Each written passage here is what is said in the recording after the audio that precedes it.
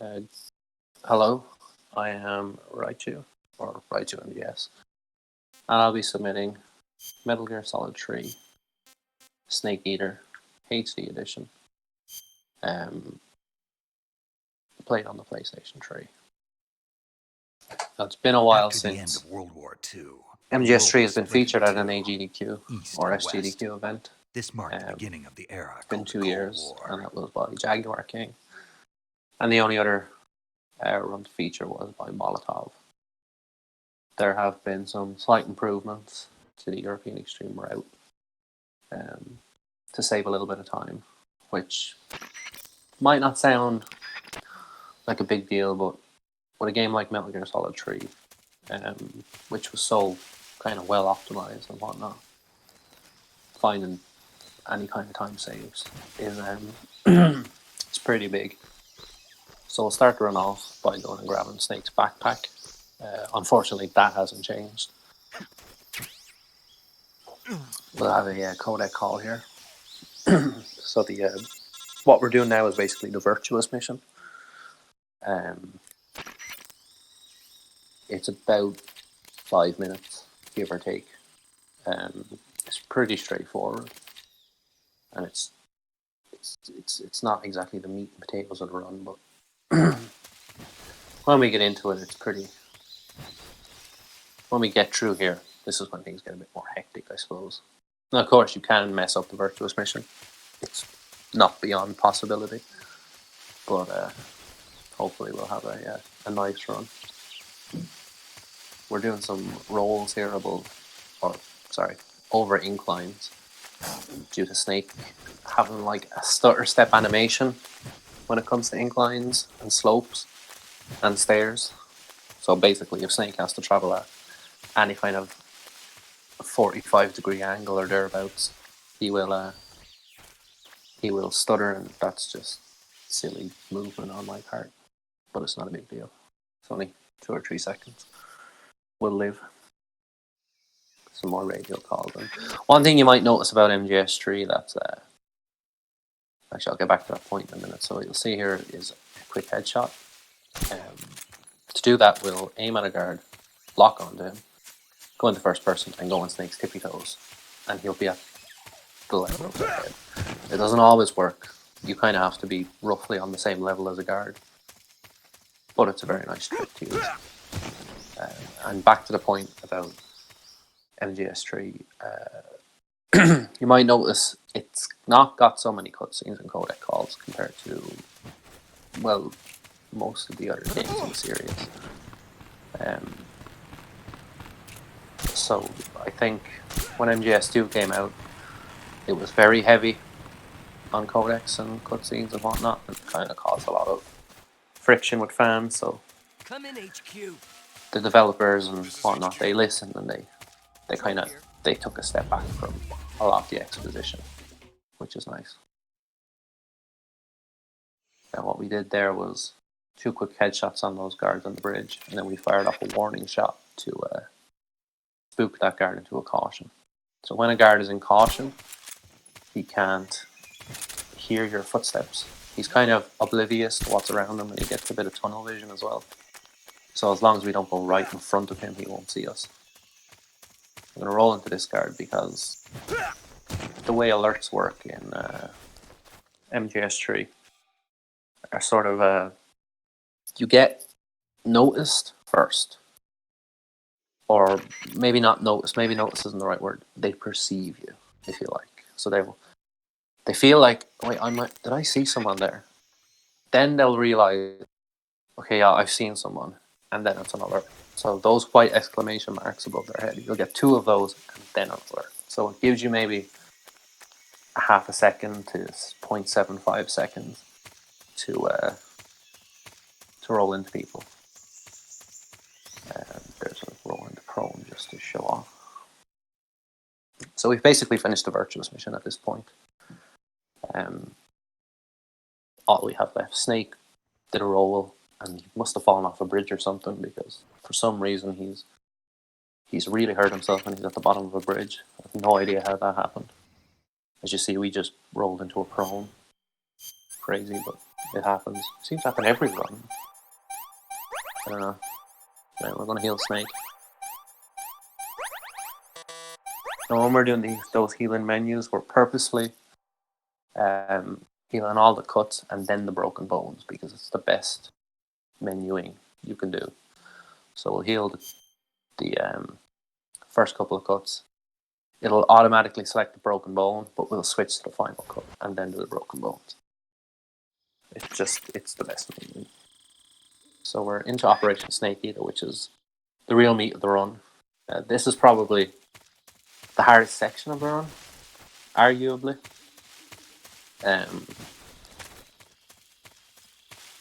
There's a couple of parts which are basically forthcoming, which might not look terribly difficult, but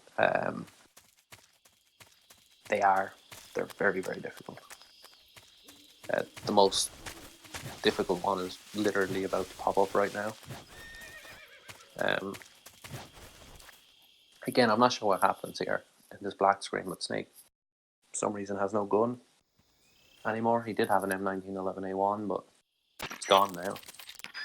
But that's okay, because all we needed are stun grenades. We're going to roll immediately. We're going to equip these stuns. Once we hit this tree, we'll roll again. Take this corner. This doesn't look hard, but it is.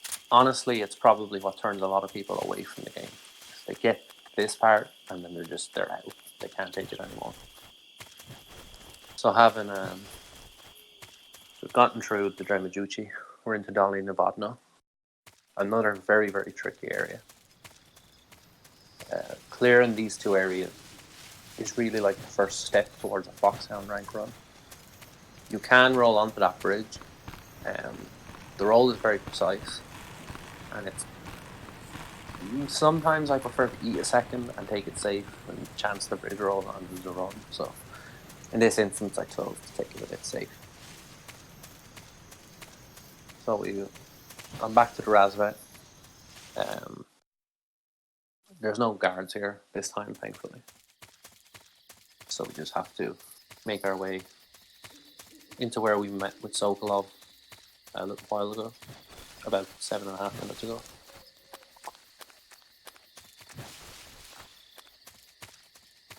Or, well, not even 7.5, more like 3 minutes ago. 3-4 minutes ago. We need this box. It's important. You'll see why later. We'll roll off here to save a bit of time. Lose that time at this door. And we'll start this cutscenes. So there's a couple of cutscenes to skip. And we'll be into the Ocelot unit fight. Again, the Ocelot unit fight is a very tricky, very, very particular part of the run. But it's a lot of fun to do, I find. Personally, I'm a huge fan of the Ocelot unit fight. It's probably one of the most fun fights in the game. So we'll start by quickly shooting that guard. We don't want to knock him out, so don't headshot him. But it's also really important we don't miss. So we'll headshot that guy, we'll shoot him wherever we can. Throw a stun here at the door. I knock to get their eyes focused on me, or in my general direction, so the stun has a higher chance of knocking them all out. Headshot that guy. We're going to stand here and we're going to try and get a quick headshot that unfortunately doesn't land. So we have to take this a bit safe because we also missed our other shot. Oh, we got him in the end. And as we roll into the trigger, we'll take off our suppressor for later on. Because the next time we'll use our Mark 22 is facing Ocelot, and we don't need our suppressor on for bosses. We only ever pick up one extra suppressor throughout the whole run, so the 2 suppressors we get in the next hour and a half, they have to last us. So if we're doing boss fights, we take the suppressor off because otherwise it just wastes it unnecessarily. These areas are pretty straightforward. There's not a whole lot to talk about, so I guess I'll talk about maybe the history of the game and the run. So obviously European Extreme is the most popular way to run Metal Gear Solid 3, and famously has been for about as long as the game has been around. Recently, other difficulties have become a little more popular, very easy and normal in particular. So myself and Mini Omega King work together to route normal and make it viable for runners. Because unfortunately, European Extreme is a lot of fun, but it is hard, and it does turn people off. So it's my opinion that if somebody starts running normal or very easy, it's like a gateway to learning European Extreme. Because once you become familiar with the game and its mechanics, and stuff like that, you wouldn't struggle quite as much. Running MGS3 also requires a lot of good movement. You know, you really need your movement, especially in this area, for example. If I move shoddily, I'm not going to get through here fast. And everything is very tightly timed. So we're going to distract these guards with our box. Roll through this fence, of course. Now, distracting those guards with the box is a fun strat, because the way their AI works, they have to go all the way around to the other side of the fence, because there's no way through for them, obviously. So that gives us ample time to get through. It's just a little manipulation of the enemy AI. It's a lot of fun to do. So in this area, again, we're going to use our warning shot strats to spook the guard out of our way. And you'll kind of see a clearer idea of how tunnel vision they get when they've been spooked into caution. So, you know, we've run right past him and he doesn't even notice us. So we're coming into Ocelot now. And the Ocelot fight is probably one of my favorite fights. I'm very fond of it. So what we're doing is we're going to shoot at him the moment the fight starts. We'll throw a stun to keep him in place. And what we're starting here is a loop. Grenade! It's important we get blinded ourselves by the second stun, because it means Ocelot won't run away. Not bad. Unfortunately, I didn't get him with a headshot the second time, so he got a shot off on me and ran away. But overall, that was a very good Ocelot fight. It was as good as I expected. Unfortunately, now we're in the caves. I'm aware that you probably can't see a thing. I can't see a thing. So we're suffering this together. I'm sorry, there's nothing I can do about it. Please just trust me when I say we are moving forward.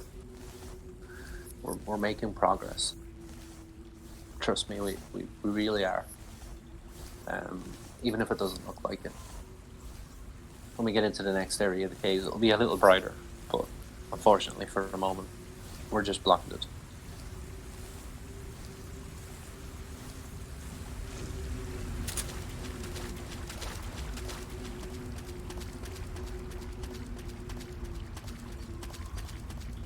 So basically, what we're doing at the moment is making our way towards the next boss, which is the Pain. And he is a pain. He can cause you all sorts of trouble. The key to this fight is doing it literally as fast as possible. And I know you're probably thinking, well, of course, right, it's a speeder, and obviously you want to do it as fast as possible. But the Pain more so, because the longer you leave it, the more annoying he becomes. He starts doing all sorts of stupid stuff, like, good lord. It just gives me headaches to think about it. But anyway. So we'll start off the fight with a smoke grenade. This is to stop the Hornets attacking us, because my health is kind of low. So not a great fight to start with. Missing a lot of shots there. So really the objective is to headshot him as much as you can. Because it's a boss fight, the game won't let us run out of ammo, so we don't have to be terribly careful with our ammo. But we can kind of just throw shots sight unseen. Throw a grenade. grab the ammo. And obviously those bullet bees, because we're in first person, they can't attack us. And that's a HD connection thing, which is very nice, because on PS2 you have to actually get in the water to stop the bullet bees hurting you. So that was a good phase 2, so at least there's that. It wasn't an all bad fight. So it's a little bit of a quieter part of the run. We're just making our way out of the cave into the next areas. We're about coming up to the warehouse here, which is one of the parts that has been recently optimized. Recently, as of basically just yesterday, as in the 23rd of August, because I don't know when this might get watched, but anyway, as of just a while ago, very recently optimized to save about 3 seconds. So, as I said, with MGS3 being so well optimized to begin with, 3 seconds is a long time to save.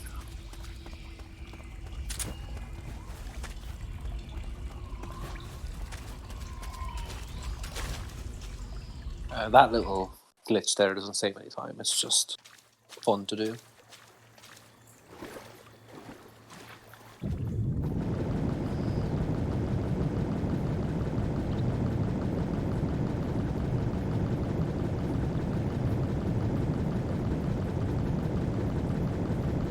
So we swim through the river here, we need to take a break at one point. Our movement through this river is very important to avoid the searchlights and the guys on flying platforms. A gentle reminder that this game is set in 1964 and there are men on hovercrafts. So, good lord.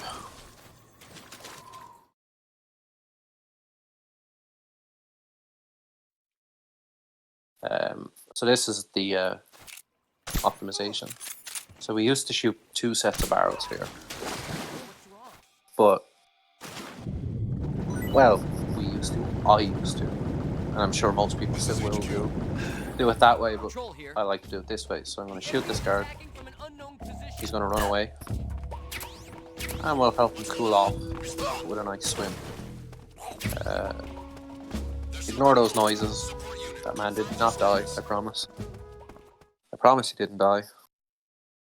And he actually didn't, because knocking people into water, blowing them up with barrels, don't count as kills. So we're going to abuse Snake's hitbox a little bit here. Now, Snake's roll has a ridiculous range. We're getting caught up on barrels, so we equipped our box so we wouldn't get spotted. But yeah, Snake has a ridiculous hitbox with his roll, which can come in very, very handy. To do strats like that, pretty much. And that was basically a detailed way through, the fastest way through Warehouse. Besides a multi-segment strat, which we can't do on single segment because we need the ammo pickups that we took off the little boat.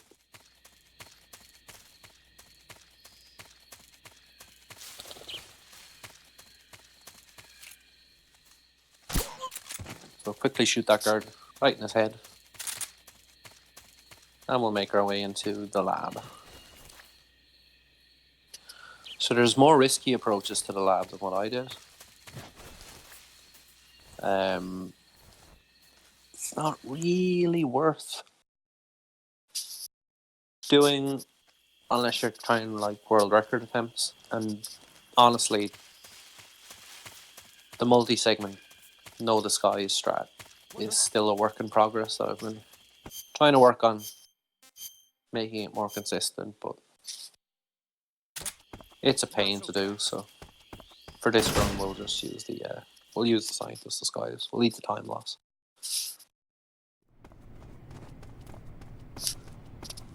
Because we're in our Scientist outfit, the guards pay no mind to us whatsoever. Even though I don't think any of the Scientists wear bandanas, have radios in their ear. But what do I know?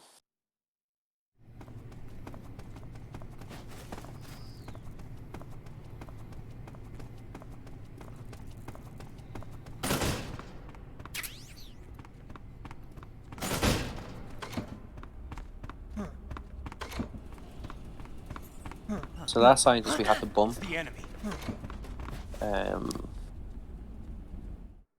Because otherwise he would see us. So the guards pay no notice to us, but the scientists, they're not as stupid.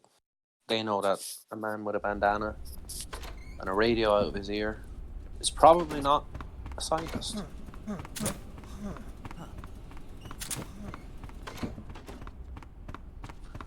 So head on. And of course, you did notice earlier we picked up the cigarette spray. That is an essential piece of the run. Without it, we are in big trouble later on. I like to switch to the 3D camera here. It just makes my movement a bit easier, I find. But for the majority of the run, we will use the fixed Snake Eater camera. So a little much, or sorry, that was a terrible sentence. Quite like we did on the way in, we'll attract some attention and then change our outfit to pretty much shake off that negative attention. Do a little bit of menuing while we have the menu open. And we'll make our way into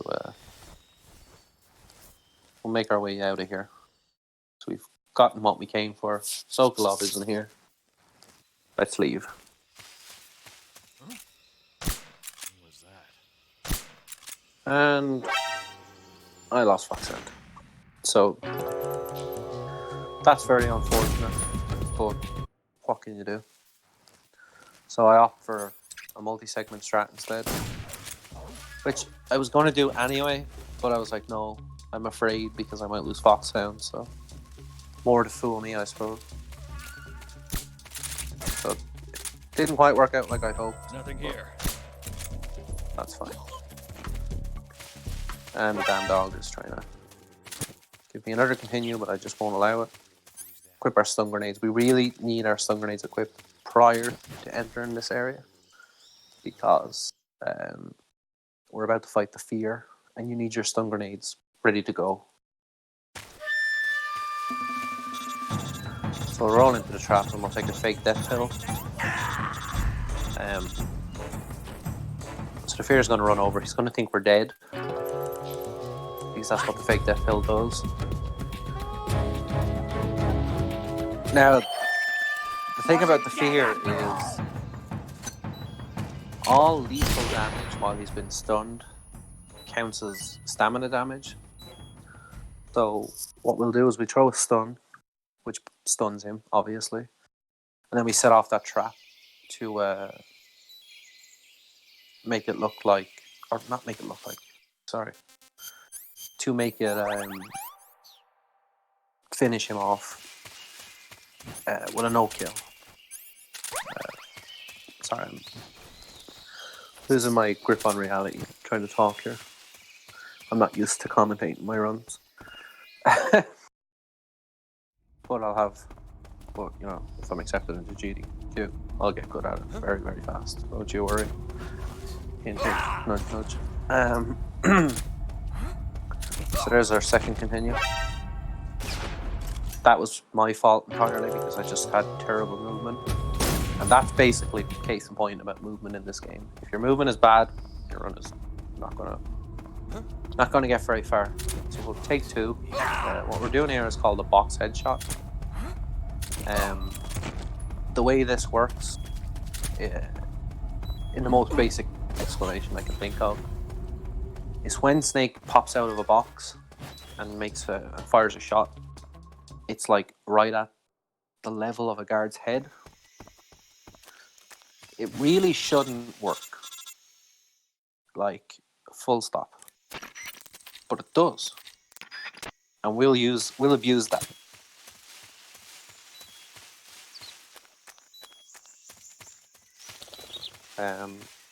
It's not the first time we'll use the box. It's not. Sorry. Oh my god.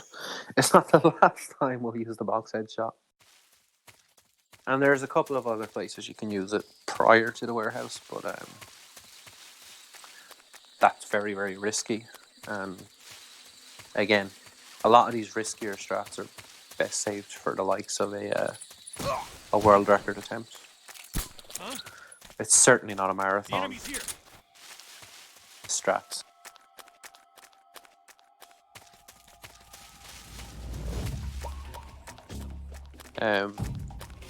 Unless you felt very brave. But I'll say conservative strategies for marathon runs where I can. I will use some risky strats in this submission and probably during the marathon if I was to be accepted, but I won't use the hella risky strats. The ones that have like a 50-50 or less chance of working, because that'd just be nonsense. So starting off the end fight here, we're going to quickly equip our smokes, excuse me. This shields us as we make our approach. Now the end will always spawn in the same place, regardless of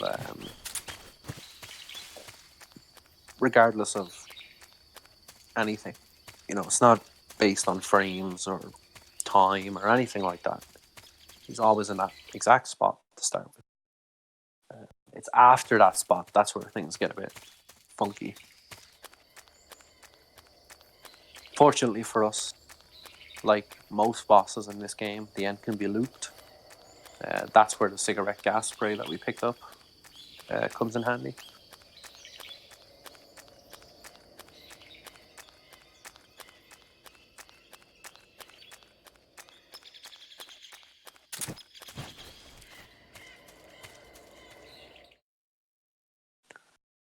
So we're using a smoke grenade here to mask our footsteps. Very similar to the beginning of the game. We're going to hit him with the cigarette spray. Freeze. Now on HTC, when you're in first person view, one cigarette spray counts as 2 hits. I don't know why, it just does. So you can see we'll use one.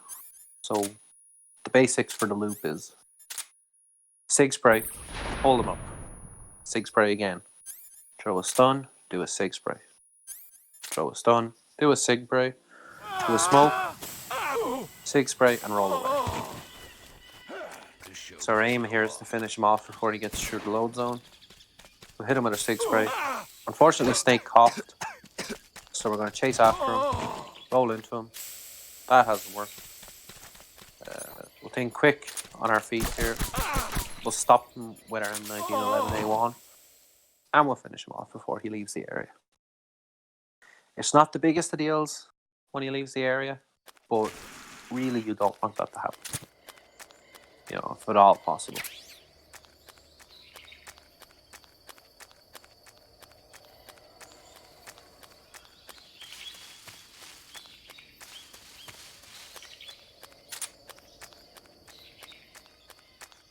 So we'll be making our way to the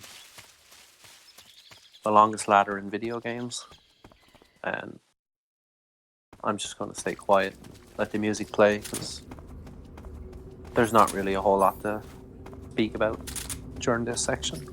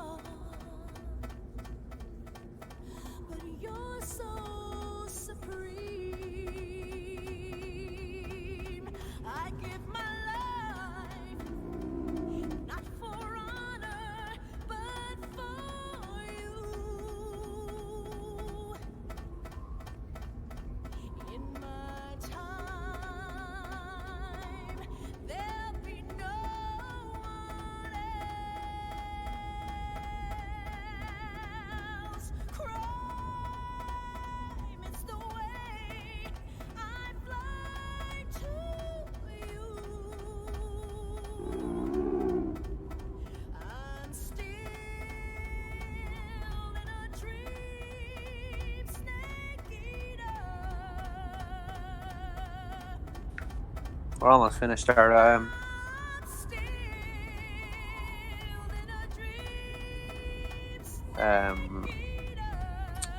we're going to finish our ladder ascension.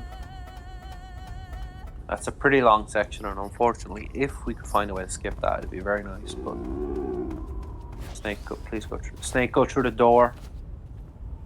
That door is weird.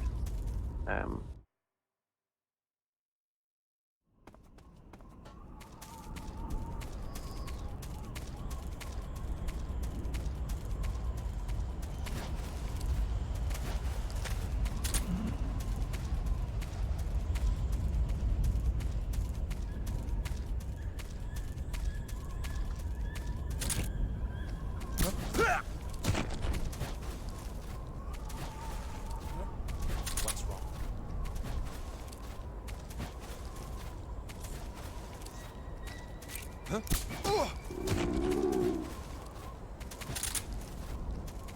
That's the mountains.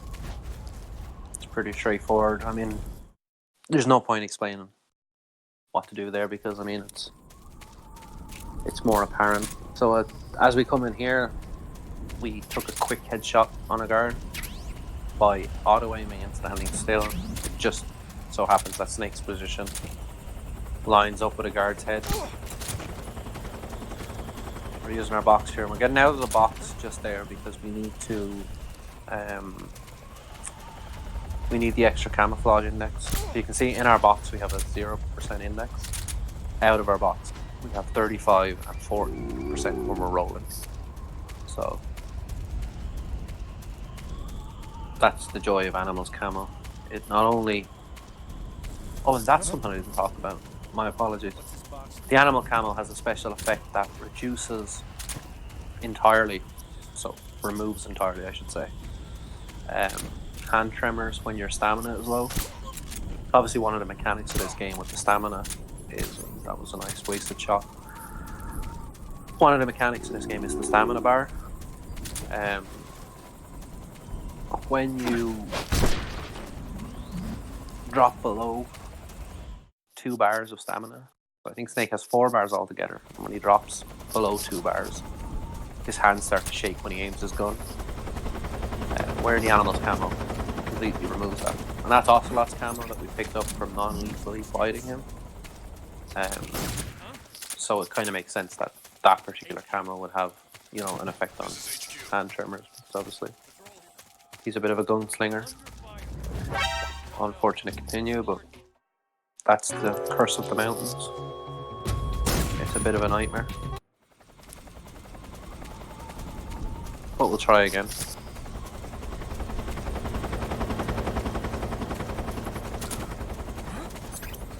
What we're doing is we're firing off a warning shot to get the guards all spooked. And because they're in a caution mode, we have no leeway between them noticing us and them going into alert, because that kind of grace period disappears in a caution mode. And also in evasion mode, not that that's really relevant to European Extreme because you can't go into evasion mode. So we've met up with Eva in our little mountainside shack, and we're gonna head back down into an underground tunnel and fight an astronaut with a flamethrower. It is not a nice fight, and I hate the Fury. I'm pretty sure it's so difficult because it's designed to make you angry. I feel like that's the idea of these. That's exactly what it can do. Fortunately for us, we have a loop, just like most bosses in this game, if not all of them. It's kind of a running theme with MGS3. You can pretty much loop every boss. Pick up those grenades. Not that we need them, but we'll get them anyway. Just a horde. So we'll roll over some stairs, and we'll get our Mose and Nagant that we picked up from the end. That's what we'll use to fight the Fury.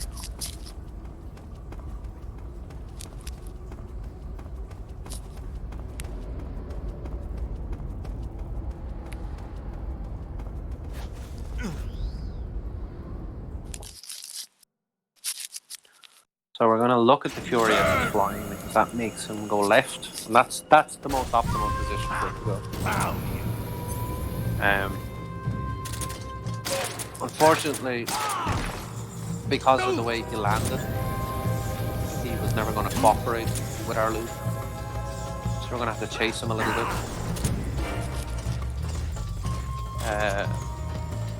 I usually would just take a continue, but I think this is nice to demonstrate that just because the Fury doesn't cooperate doesn't mean your fight is ruined.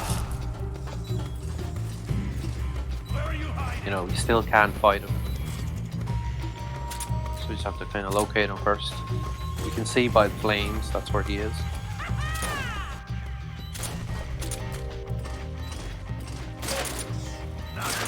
So he's got one hit left.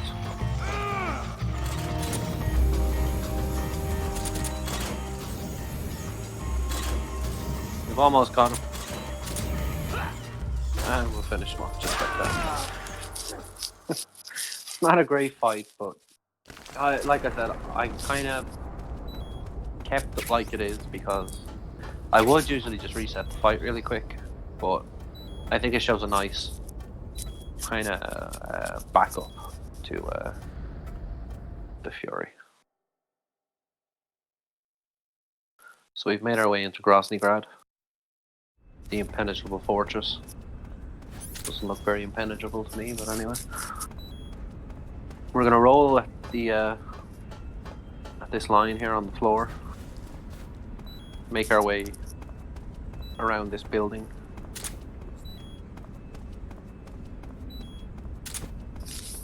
And into the northeast section of Groznygrad. We'll quick headshot this guard. Get into our box. Again, unfortunately, this guard didn't want to play nice, but generally, it's similar to a caution. When a guard sees another guard go down, that takes priority over Snake's box. So their tunnel vision kicks in again. They don't hear stuff like that. So what we're doing here is we come in and we fire off an unsuppressed warning shot, cause the place go into frenzy. Because we need this man's disguise. And, well, we're just going to hammer it. So we take a very particular line through this room to avoid those guards altogether. And that's basically Groznygrad Part 1, I guess. There's a couple of parts to Groznygrad. So we're going to wear his outfit and feel fancy. And isn't it such a coincidence that we happen to have a mask that looks exactly like him? I find that fascinating. But in any case, now we look the part, we'll go and make our way into the area that Sokolov was hiding in. And obviously we can't get in here into the west wing of the weapons lab without this disguise, because there's only like, I think the story excuse is you have to have Colonel class clearance. So, and Major Rykov, despite being only a major, is romantically involved with Colonel Volgan, so he's treated as a colonel, basically. Why he doesn't just make him a colonel, I don't know, but that's for another discussion.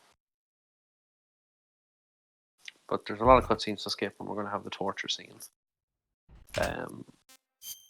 which is an extra minute or two of unskippable stuff.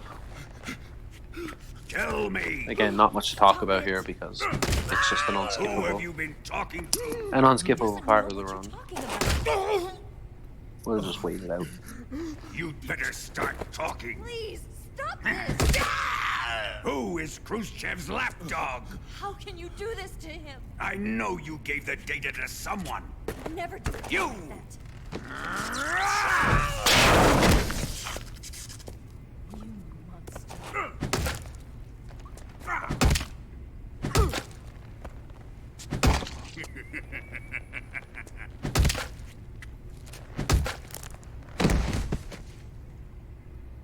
Guess he's dead.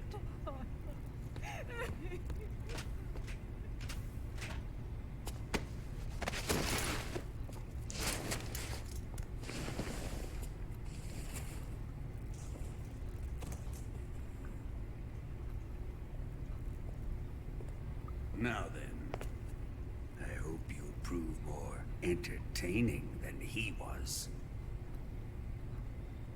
But first, let's take a look at your body, shall we? What a beautiful body you have, like a newborn baby. But not for long. Well then, let's get started.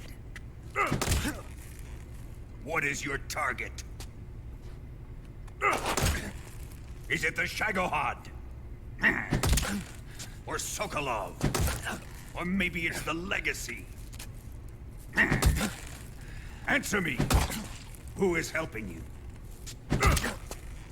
Who let you in here? You're a tough one, but even you must have your Okay, limits. so that's the torture finished with. I am a patient man. What we have to do next is get out of our prison cell. It's just fortunate that our jail companion, or our jail guard in this case, is a bit of an idiot. So, very much like MGS1, we're going to pretend to be dead. No ketchup required this time. Johnny's going to come and check that we're dead. The fake death pill will, you know, prove that yes we are. The fake death pill really makes it like Snake is actually dead. So then we're going to beat Johnny up with a revolver. We're going to steal his stuff. We need the grenades that he'll drop and the noodles. Yes. Apologies for those menus, that was not befitting of me. So we'll make our way out this door and into Grosvenor southeast. So now all we have is some noodles and smoke grenades. A winning combination, and unfortunately I just moved too fast and was seen. I got a bit ahead of myself, got carried away. So what you want to do is wait about a half a second before running, so that guy doesn't see you. We'll make our way over to this vent here, climb under. The northeast is straightforward as it gets. I mean, you just literally run to the exit. No trouble at all.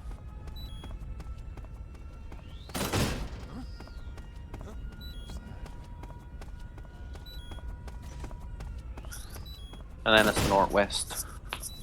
Because again, it's fairly straightforward. If you mistime your throws or anything, you're in a bit of trouble. What was I? Oh. Okay, so I shouldn't have stood still.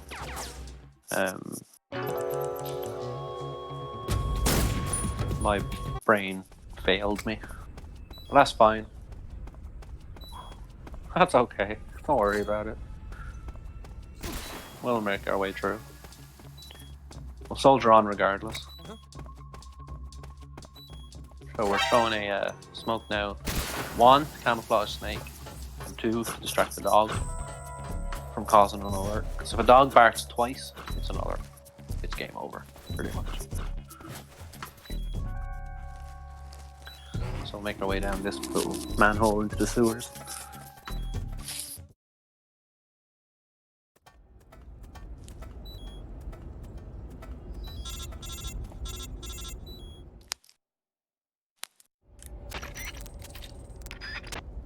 And you can hear the alarms going off because they've realised I've escaped.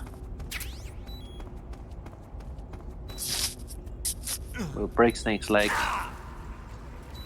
because I think he owes me money.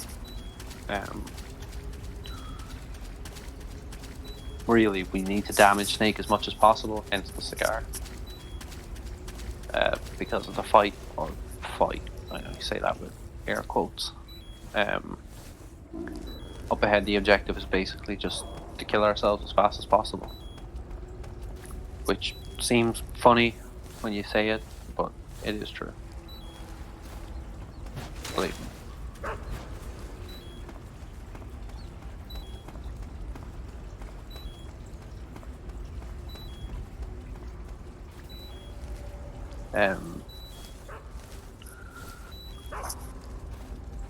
So yeah, that's what we'll make our way into the towards the Sorrow. So this is the last stretch of sewers, and we're almost out. We got some dogs chasing us, but they're no real trouble at all. This is the Sorrow. The fastest way to kill yourself at the Sorrow is throw a grenade at your feet, and that will finish you off. It's 2 seconds faster than Drowning Snake, as long as your menus are very nice and the menus are fun. So the trick here is we don't continue; we just take the revival pill, because Snake isn't really dead. That's the whole thing. So we're on very nice pace so far.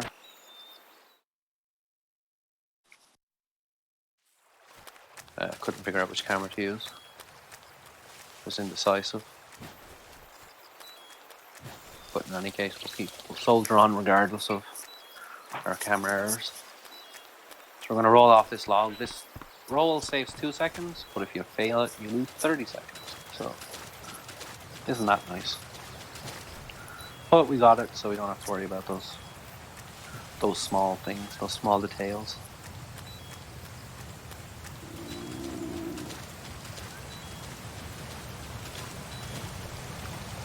And just a bunch of cutscenes to skip at this point.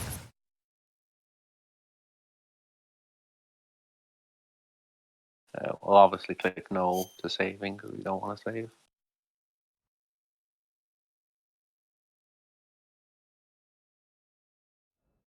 So we've pretty much gone beyond the halfway point at this stage. There's only about 30 minutes left in the run.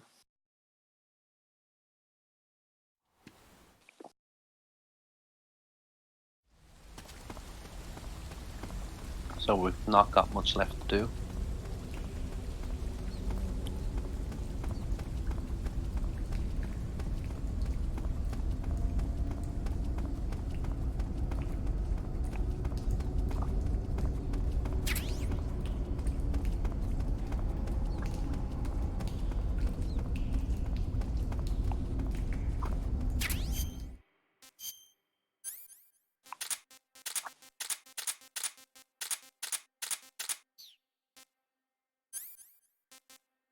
Just some menuing to get rid of the useless item and put in our box. But cardboard box B that we just picked up is incredibly important for the run.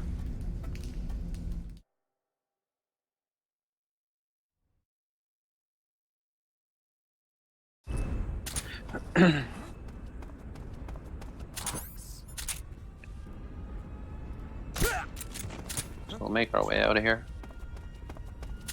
We're using the box to avoid being seen. And we're going to use this truck to teleport ourselves into the main wing of the weapons lab, which we passed earlier dressed as Rykov.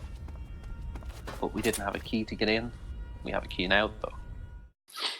Not that it matters, because we're not going to use the key anyway. We're just going to teleport ourselves in here.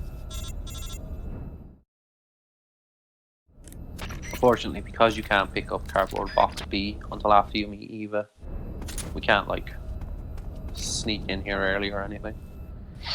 Not that it would make any difference, because we wouldn't have the C3 to blow up the fuel tanks. So Snake is going to be a brave man. He's going to shoot at a liquid fuel tank, or basically an oversized petrol canister, or a jerry can. That sends the guards into panic, so they all run away because, I mean, wouldn't you? If somebody was shooting at your big industrial petrol tank, you'd probably run too. So it just gives us, it basically gives us a free path to lay down the C3.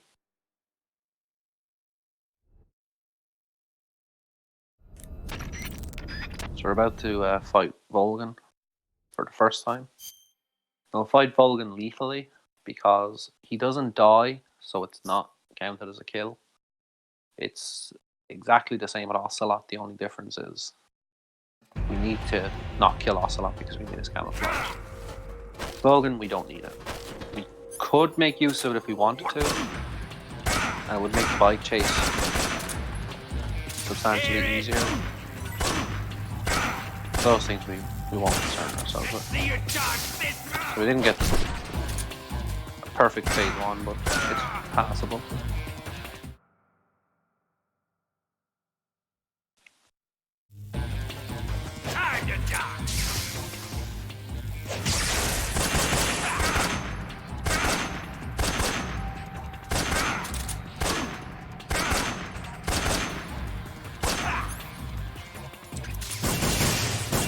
Unfortunately, our phase 2 hasn't been any better. It's frankly been worse. So wait for Volgan to do what he's going to do, and we'll have to resort to finishing him off with the M1911 AWAN, which is obviously doesn't do quite as much damage as the SVB, but we made it work. Not a great Volgan fight, of course. It lost quite a bit of time there for due to some unfortunate shooting, but in the end we got through it, and that's what matters. We didn't die. So the bike chase is probably the part that most people hate about this game. I'm no exception to that. I do not like the bike chase. So we're going to use a lot of stun grenades and RPG missiles and Mark 22 bullets. It's just unfortunate that we have unlimited ammo while we're in the bike. So what we're doing there with the Shagohod is we're taking some chip damage before the fight in a little bit. The chip damage is slight but important. You can take about a stamina bar. If you look at Ethan's stamina bar, you take about that much health off him optimally. But on your experience, it's very hard to do.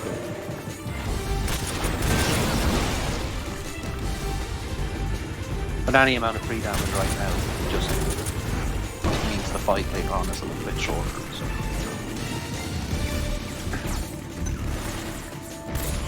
But while we're not bullying the Shagohod, we're bullying these soldiers with stun grenades. Fortunately, I blinded myself and made it a little bit hard to throw our stuns, and we're resorting to throw stuns in the air, which is not optimal, but it is what it is.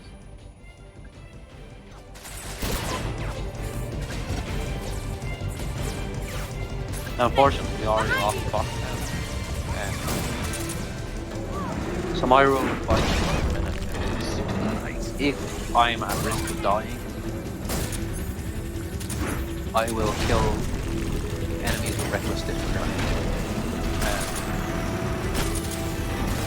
I do not care, because I'd rather, when I've already lost the box now, I'd rather have some kills on my score screen than damn continuing the bike chase, because there's not that many checkpoints in the bike chase, and continuing is very, very, very good.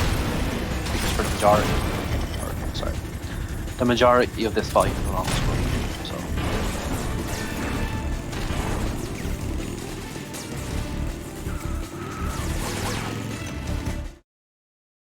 Just some more cutscenes. And we're into the next section of bike chase. Enemy sighted.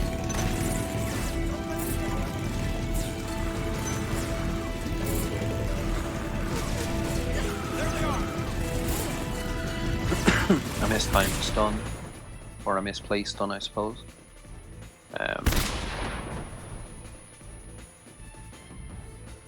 because I blinded myself, I couldn't stun this guy correctly, and I got hit. So we'll just quickly play it safe in Mark 22, just to make sure we don't get another hit. As I said, I'd rather not chance dying.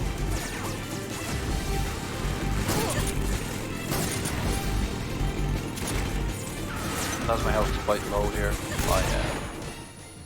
I'll take any approach to dealing with them I can think of. Our stun placement was nice in that last part because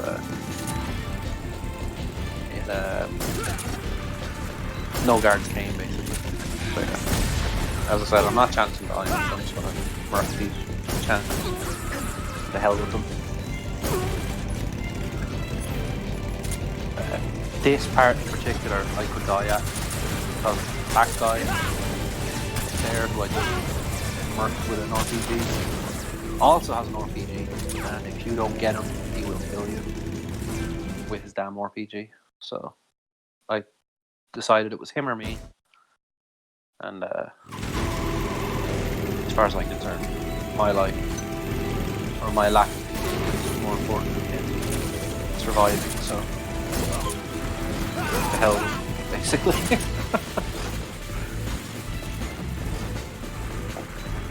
Now this section hurts my hand. So as you can see, I'm not quick reloading right away because it's just painful. Like you're holding R1 for the entire duration, more or less. That's incredibly uncomfortable. But pain in my hand is an irrelevance when we must expedite the fight, so I'll suffer through the ache and finish these guards off as quickly as I can. We'll move into the final phase of bike chase, part 1. 2 parts of the bike chase.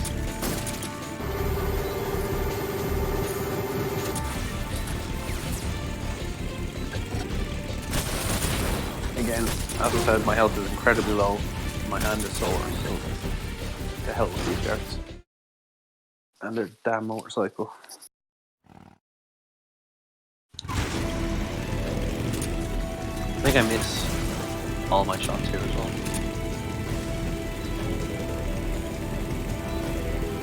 On these guards. Yeah, I did. I called it. So during this section here, we're gonna basically just spam rocket launchers, or we're gonna spam more PGs at both. It's kind of mean. And this is where you can really see like how the chip damage taking effect. So this part is really painful to do, because we're trying to quick reload and shoot the missiles as fast as we can, so we can do as much damage as possible. Avoiding shooting the tread because that slows them down. But when you're just trying to spam shots at them, it can be hard to like aim effectively.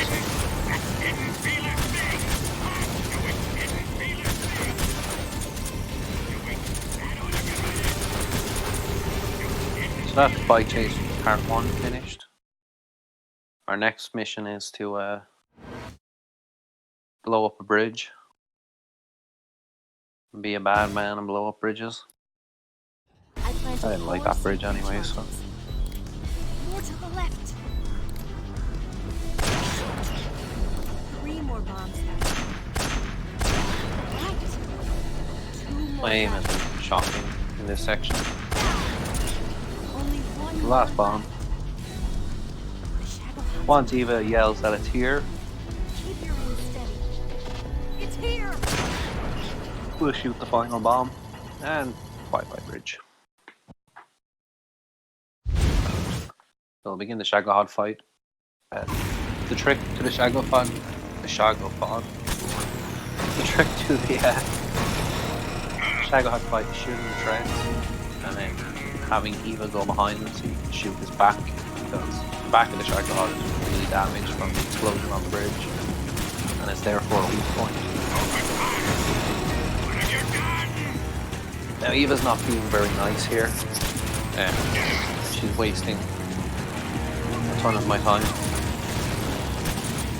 But that's just how this fight goes. She'll either behave herself, or she'll be really, really, really slow about going behind and just cost you lots of time. So unless you miss your shots, you can't really go in for this fight.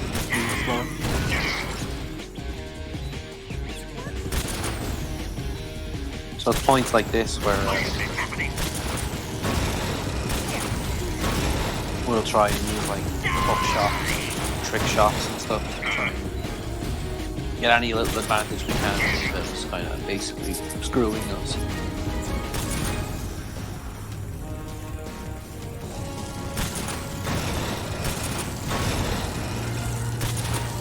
This seems to be a bit more helpful during the latter end of the fight. Yeah, good. Thank you, Eva. So that's more or less how this fight can go. She can either screw you for the whole thing, she can screw you for a bit, or she can be really, really nice.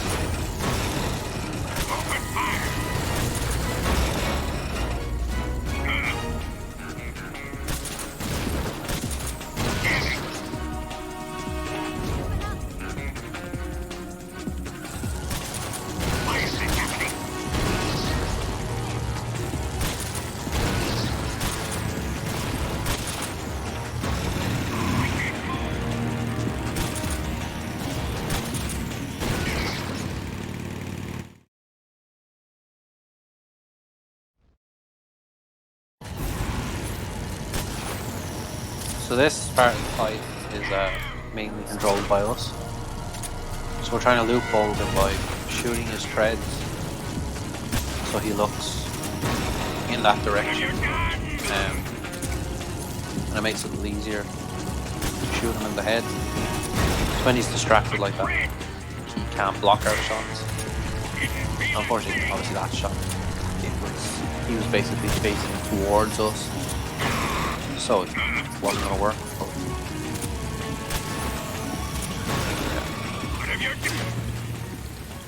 But it's pretty easy to do this. That's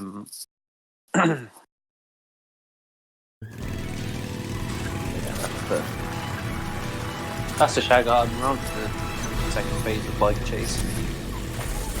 The most annoying part.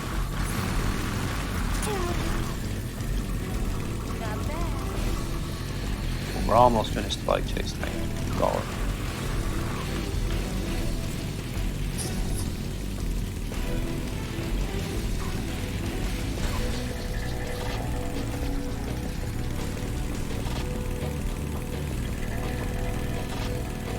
Again, very similar to the first phase of the bike chase, or the first part of it. It's just well-timed stuns with Mark 22 shots.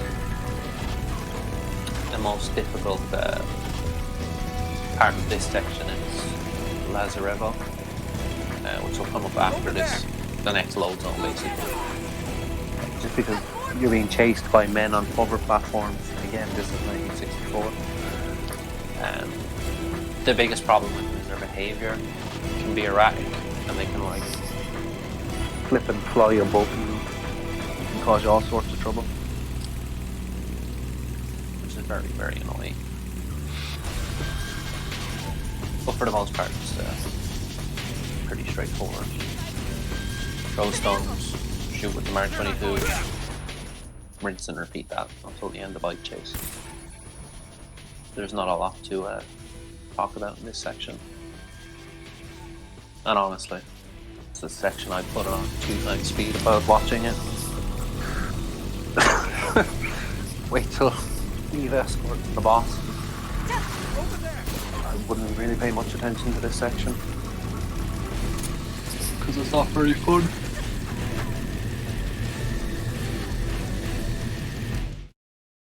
It's the unfortunate part of the the run itself, because the run itself is very, very exciting.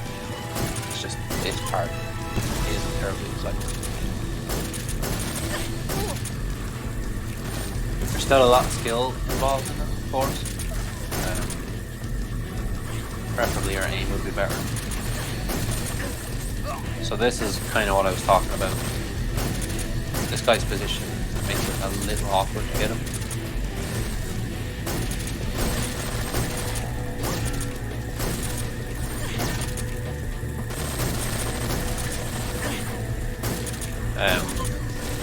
We got him eventually.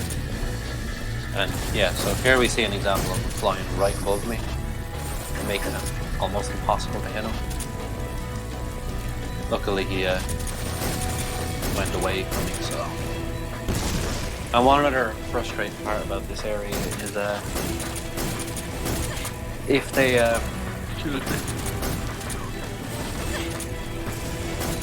if they fly into a tree too close to me, and obviously their platform thingy explodes, it can set you on fire. The only way to extinguish the fire is to change camouflage uniforms, so that's a real pain. So I'm going to shoot that log because the log does a ton of damage. Eva has to drive into it. So this kind of scared me, that guy being very, very close to me like that. If there was a tree, if he was that close, we went to a tree basically, I was dead, because he was going to set me on fire. And obviously, you also take explosion damage as well as being set on fire, so it's like a double-edged sword. Double-edged sword of nonsense.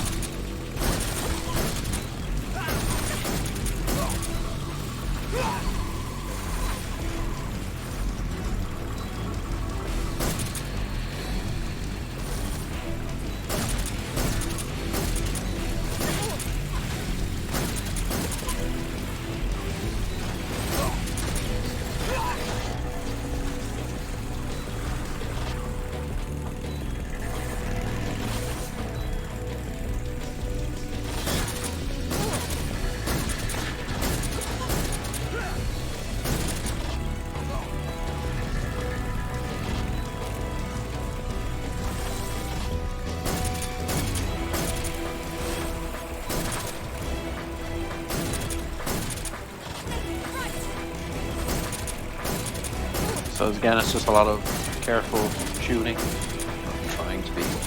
Trying to have careful shooting.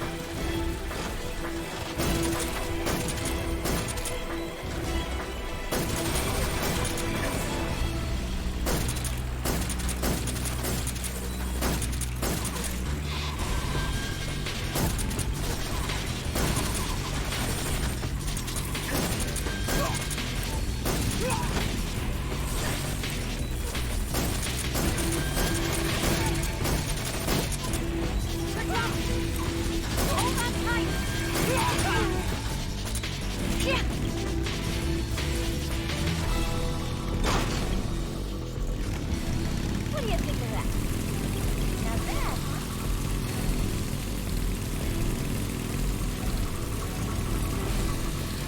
So that's the bike chase finished. We're moving into the escort section, which is, some argue, if you're familiar with MGS2, that it's worse than the Emma escort, where you have to drag her along with you. Some argue it's better. I kind of fall in the camp that it's worse, because Eva is, you don't control Eva's movement, she kind of does whatever she wants, which can be a bit of a pain, but nevertheless. So we basically just abandon her where she is, and we'll make our way into the next area because she'll just teleport to us. Unfortunately, that's the only time we can teleport her anywhere. From here on, we have to get her to follow us. So we beckon her with triangle on a PS3 controller and Y if you're on Xbox.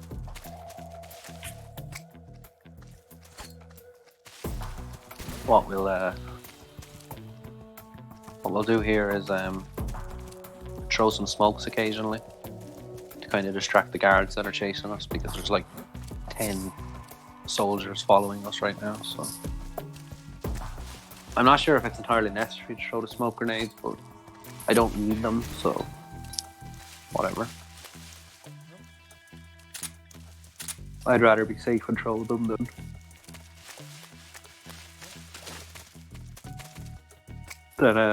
not throw them and lose my run. So, and because my suppressor is so low, I'm just going to waste it.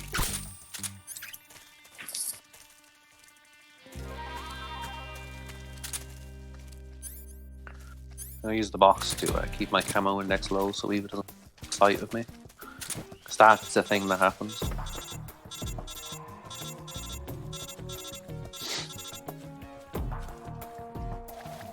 So we're into the second part of the escort mission. This part is pretty straightforward for the most part. We'll just feed Eva quickly because her stamina is low, and when her stamina becomes too low, she stands Let still. me have some She more. won't move anymore. So pause 1 second, and quick headshot that guard. Beckon Eva to follow us. We'll stand at the tree, shoot this guy. There's a lot of fun movement in this section, like we're stalking to buffer our movement and whatnot so we don't get spotted. Stalk again to about the tree. We'll stop for a moment, go again, and this is all done so that we can continue to move, but also don't risk running into an enemy and being seen. And we're also then not moving too fast that we'd get too far away from Eva and she'd lose sight of it. And the other problem is, if you let Eva get too close, she stands still. Because she's like, well, I've got up to you. She won't follow me anymore unless I wave her to come on. I hear something. So I did that backwards. I should have shot that guard first and then the other one, but it really doesn't matter. Kicking the plant down like we did, that caused the guard who was lying on the ground here to run away and investigate, so you might be able to see him just there, he was walking away. So we're stalking here again because there's a guard buried in the grass who will hear us if we just run. And there is an argument to be made that apparently shooting that guard may be faster because Eva will take a more direct line to Snake and won't go along around the tree like that. So, and that was something Major Zero, recent runner to the game, discovered. I just didn't implement it here because honestly I forgot to. It was it was only when I saw her taking that pat around the tree I was like, oh yeah. Let's see what you're made of. Anyway, we have the boss. The boss is loopable. Except when you do stuff like that. We're sticking our life medicine because we don't want to continue here. Unfortunately, we didn't counter. So the whole fight's kind of going a bit of hell now. That's just an unfortunate. Let's see what So again, you're made of. we're just messing up our counters. Just being silly, really. You'd better You know, move. we've lost a lot of time on the boss here, which is unfortunate, but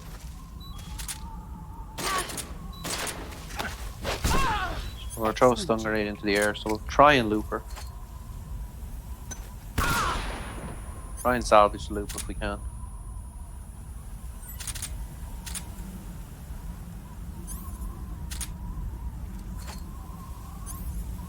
And unfortunately that second stun grenade hit her, so it broke any chance of the loop working. This is definitely not a good example of the boss. I'm fairly annoyed by this fight, to be honest, that it went so poorly. Get ready. But again, it does kind of demonstrate that just because something doesn't go perfectly, it doesn't mean you're screwed. You know, you can salvage the fight. I mean, I've salvaged the fight. I've obviously lost time, but I've avoided to continue. So Brace yourself.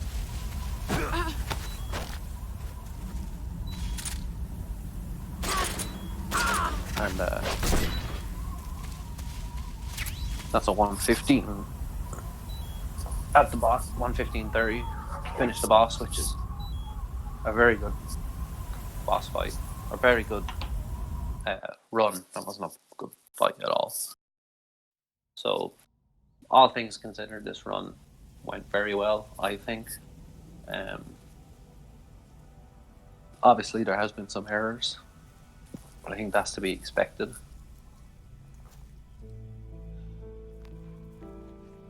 So, Take this. Keep it uh, safe. I'll call time when I shoot the boss, and that's pretty much the end of the run as far as I'm concerned. Obviously, for the Metal Gear community and on the board and stuff, we go by IGT. Why are you giving me this? But in this case, we'll stop time at when we shoot the boss Or should I for say, the sake of the marathon. Because I don't think you guys want to sit through 13 minutes of credits. kill me. Kill me now. Do it. So obviously, I'd like to thank you for watching the run and considering it. I'd very much like to see this featured at the marathon. There's only room for one boss and one And really, snake. just to give some shout outs to some cool people. So that's a 117.10. So shout outs to Mini, Omega King, to Kari MGS for all the work he's done with MGS3 in his time, PPP, and of course Jaguar King who ran this in 2018, and Molotov, I think it was 2014. But again, yeah, I'd really like to see it at AGDQ, so I do hope you guys accept it. But if not, I'll try again next year. My name is Raichu, and thank you for watching.